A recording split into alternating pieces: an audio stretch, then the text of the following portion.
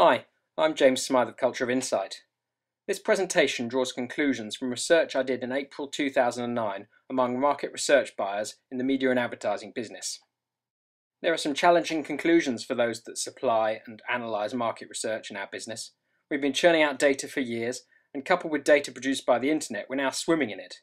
What the market needs most is insight, not necessarily involving more data. And market researchers need to sharpen up their communications and marketing skills to get their insights across more effectively. So this is a call to action for the market research business.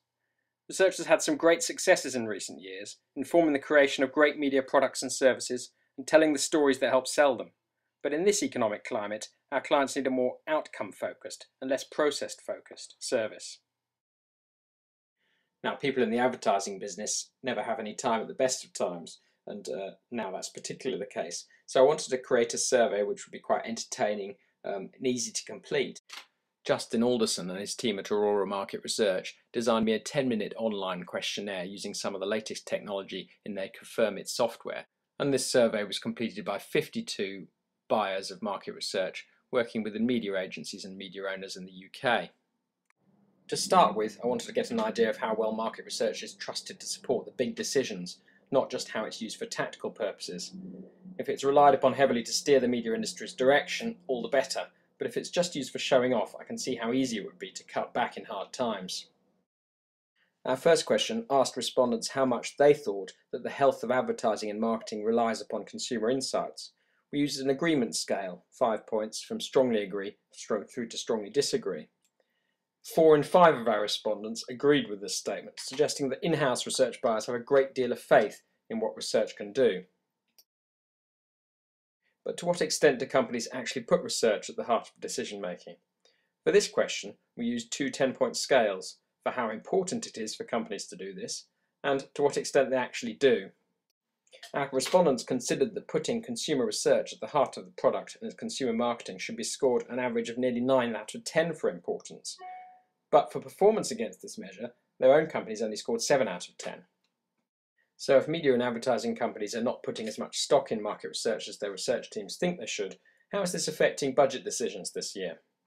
We asked our respondents whether their budgets were being revised up or down in 2009 compared to 2008 for 6 different areas of spend.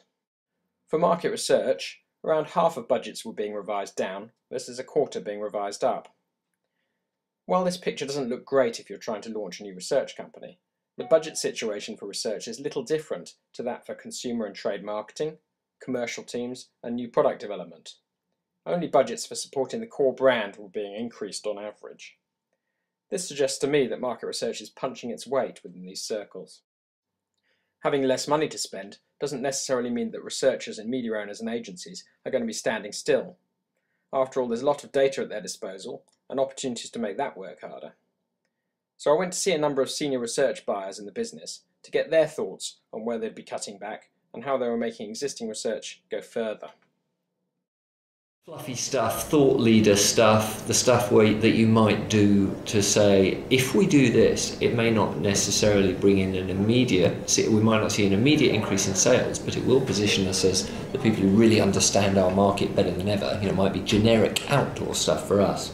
That kind of stuff is probably going to be first cut, and what you're going to be left with is the stuff that you could pretty much predict if it comes off it's going to drive sales, or the stuff that you have to do because it's kind of almost hygiene factor stuff. It's kind of tracking stuff that you're committed to doing because the client says, well, I'm not going to spend my 80 grand with you unless you put 8 grand's worth of tracking with it. Spending a lot more time working out what we can get out of it. Yes, I agree. So I think things like TGI are probably getting a little bit more scrutiny than they might have had before, because things that we've got a bit bored with in recent years, like volumetrics, or how is a client going to hit their, a question we had recently, is a client going to hit a target of X million litres of a new brand launch, and could they do that?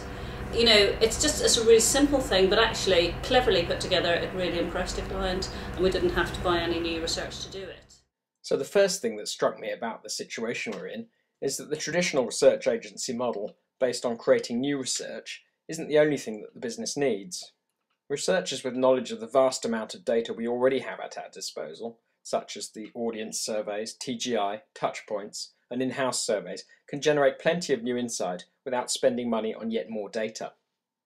From my point of view, the 10 years I spent using this type of research in media owners and agencies could serve me well. This presentation video has been split into two because of the uploading rules on YouTube. You can see part 2 of this presentation by going back to youtube.com/cultureofinsight.